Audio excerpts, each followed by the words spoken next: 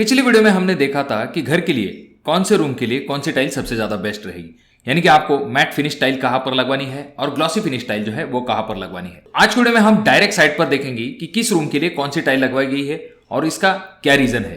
तो चलिए हम वीडियो को शुरू करते हैं। ये वीडियो देखने के बाद आपको आपके घर की टाइल चॉइस करने में बहुत ज्यादा आसानी होगी। परंतु वीडियो शुरू करने से पहले अगर आप लोग इस चैनल पर नए आए हो दोस्तों, तो पहली चीज तो चैनल को सब्सक्राइब कर दीजिए और वीडियो पसंद आने पर इसे लाइक जरूर कीजिए। तो चलिए डायरेक्टली चलते हैं साइट के ऊपर। सबसे पहले जब हम आते हैं हमारे पोर्च की तरफ, यहाँ पर जैसे कि आप देख सकते हैं कि पोर्च की जो वॉल टाइल है उसे सिलेक्ट किया गया है। और यहाँ पर जो ध्यान देने वाली बात यह है कि जो पोर्च की जो फ्लोरिंग की टाइल होगी उसके तरफ आपको खास करके ध्यान देना चाहिए। ये जो पोर्च की टाइल होती है वो अक्सर ही धूप में आती है और तो और कभी कभी हम उसके ऊपर व्हीकल भी पार्क कर देते हैं। इस वजह से इसकी थिकनेस अच्छी खासी होनी चाहिए, जिससे कि आगे चल के आपकी टाइल जो है वो टूटे ना, क्योंकि इसका इस्तेमाल बहुत ही ज्यादा हेवी होता है। और जब भी आप इस टाइल को चॉइस करते हैं तो इस चीज की तरफ भी ध्यान दीजिए कि बरसात का पानी अक्सर ही इस टाइल के ऊपर आ जाता है, जिस वजह से ये टाइल जो है वो एंटी स्किड होनी चाहिए, जिसके ऊपर से आप जल्दी फिसलने नहीं चाहिए। और जब बात आती है इसके कलर की चॉइस की, तो थोड़ा सा डार्क कलर आप चॉइस कर सकते हैं। इसका फायदा यह होगा कि धूल और मिट्टी के निशान जो है इसके ऊपर जल्दी दिखाई नहीं देंगे, तो ये एक फायदा आ जाता है। और जो वॉल टाइल होंगी, जैसे कि आप अगले वीडियो में देख रहे हो, तो इसमें बहुत सारे पैटर्न्स अवेलेबल होते हैं। आप अपने चॉइस के हिसाब से जो है वो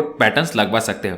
इसके लिए मैं आपको ये चीज कहना चाहूंगा, जहां पर भी बड़ी वॉल है वहां पर ये सैंपल किस हिसाब से दिखते हैं इसके बारे में आपको पहले तो जान लेना चाहिए। उसके बाद अगर आप टाइल चॉइस करते हैं तो इससे आपको ज्यादा आसानी होती है। और यहाँ पर जैसे कि आप देख सकते हैं जो पोर्च की फ्लोरिंग की टाइल है उसके कॉर्नर में जो है ग्रेनाइट लगवाए गए हैं, क्योंकि इसका फायदा यह हो जाता है कि कॉर्नर की जो टाइल है वो टूट जाती है। ग्रेनाइट थोड़ा सा ज्यादा ड्यूरेबल होता है और उसमें मोल्डिंग की होती है, तो इस वजह से ग्रेनाइट जल्दी टूटता नहीं है। अब आते हैं हम अगले रूम की तरफ, जो कि है हमारा हॉल। अब हॉल में जैसे कि हम एंट्री करते हैं तो हमें दिखाई देता है कि यहाँ पर ग्लॉसी फिनिश वाली टाइल जो है उसे लगवाया गया है। इसका सबसे मेन रीजन ये हो जाता है कि हॉल जो है इससे बहुत ही ज्यादा बड़ा दिखाई देता है। और यहाँ पर जैसे कि आप देख सकते हैं कि यहाँ पर एक प्लेन कलर लिया गया है। इसका फायदा ये हो जाता है कि यहाँ पर बहुत ज्यादा बॉक्स पैटर्न न होने की वजह से यहाँ पर आपको हॉल का साइज जो है वो थोड़ा सा बड़ा दिखता है। और तो और आपके पीओपी का रिफ्लेक्शन भी इस टाइल के ऊपर आपको दिखाई देगा, यानी कि एक मिरर फिनिश जो है आपको इस टाइल में दिखाई देती है। तो इस वजह से हॉल के लिए ग्लॉसी फिनिश टाइल का इस्तेमाल किया गया है। इसमें बहुत सारे डिजाइन आते हैं, जैसे कि मार्बल और ग्रेनाइट के डिजाइन होते हैं, तो इस तरह की टाइल का चुनाव भी आप कर सकते हो। यहाँ पर आपको ये चीज खास करके ध्यान में रखनी है कि चेक्स वाली डिजाइन जो है इसका चुनाव आपको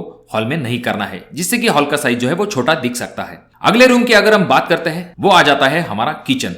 अब किचन में जैसे कि आप देख सकते हैं कि मैंने आपको 2 मिनट पहले ही कहा है कि चेक्स की टाइल इस्तेमाल मत कीजिए, पर यहाँ पर किचन का साइज बहुत ही ज्यादा बड़ा है, तो इस वजह से यहाँ पर ज्यादा फर्क नहीं पड़ेगा अगर चेक्स की डिजाइन लगाते हैं तो। और यहाँ पर आप देख सकते हैं कि टाइल जो है वो मैट फिनिश लगवाई गई है। मैट फिनिश टाइल का फायदा ये हो जाता है, इसके ऊपर तेल और धूल इन दोनों चीजों के दाग जो है वो जल्दी नहीं दिखाई देते, तो ये मेन एडवांटेज आ जाता है आपके मैट फिनिश टाइल के साथ। और जहां तक बात आती है आपके काउंटर टॉप की, तो वहां पर आपको सिर्फ और सिर्फ ग्रेनाइट का इस्तेमाल करना है। ग्रेनाइट का फायदा यह हो जाएगा कि उसके ऊपर जल्दी स्क्रैच विजिबल नहीं होते और एसिडिक फूड का उसके ऊपर असर नहीं होता। और ये भी चीज ध्यान में रखिए, जो किचन के ऊपर जो आप टाइल लगवाएंगे वो आपको डायरेक्ट स्लैब लेवल तक लगवा लेनी है। ऐसा नहीं करना है कि आपको सिर्फ 7 फीट तक लगवानी है। सिर्फ 7 फीट तक अगर आप टाइल लगवाते हैं और तेल के दाग अगर ऊपर की तरफ आ जाते हैं तो उनको आपको क्लीन करने में बहुत ज्यादा दिक्कत होती है। तो इस वजह से जितना पॉसिबल हो सकता है उतना आप जो है स्लैब लेवल तक जो है टाइल लगवाने की कोशिश कीजिए। अब मैट फिनिश का और एक फायदा यह होता है कि मैट फिनिश टाइल जो है उसके ऊपर जल्दी आप स्लिप नहीं होते। अगर थोड़ा सा तेल या फिर पानी आपके टाइल के ऊपर गिर जाता है, उसके ऊपर से आप इतना जल्दी नहीं फिसलेंगे जितना जल्दी आप ग्लॉसी टाइल के ऊपर से फिसल सकते हो।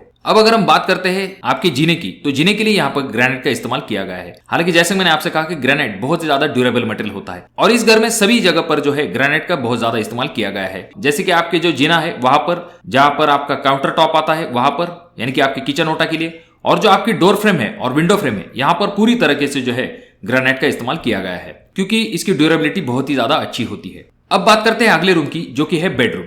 अब यहाँ पर बेडरूम में मैट फिनिश टाइल का इस्तेमाल किया गया है। हालांकि यहाँ पर थोड़ी सी धूल है, जिस वजह से आपको क्लियरली पता नहीं चलेगा। हालांकि हॉल जितनी ये टाइल व्हाइट नहीं है, क्योंकि ये मैट फिनिश टाइल है, जो कि दिखने में भी अच्छी दिखेगी, जिसके ऊपर धूल का जल्दी असर नहीं होता और साफ सफाई करने में भी बहुत ज्यादा दिक्कत नहीं होती और इसमें अच्छी खासी ग्रिप भी मिल पाती है। और इसी तरह से दूसरे बेडरूम में भी जो है मैट फिनिश टाइल का इस्तेमाल किया गया है। जब बात आती है आपके बीच के पैसेज की, तो वहां पर खास करके आप जो आपकी टाइल बच जाएंगी, तो जो आपका पैसेज होगा वहां पर आप उन टाइल को लगा सकते हैं। और तो और जहां पर आपका जीने का नीचे का पोर्शन आता है वहां पर भी जो है आप जो आपकी टाइल बच जाती है उनमें से जो है टाइल का इस्तेमाल कर सकते हैं।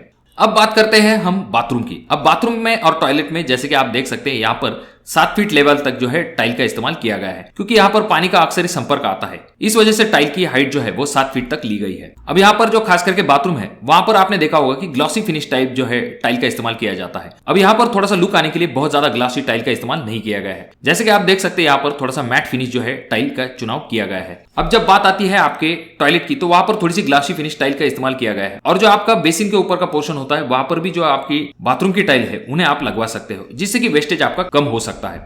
तो दोस्तों, जैसा कि हमने आज की वीडियो में देखा, यहाँ पर हमने प्रैक्टिकली साइट पर जाकर देखा है कि टाइल का चुनाव किस हिसाब से किया गया है। आप भी अपने हिसाब से जो है टाइल का चुनाव कर सकते हो।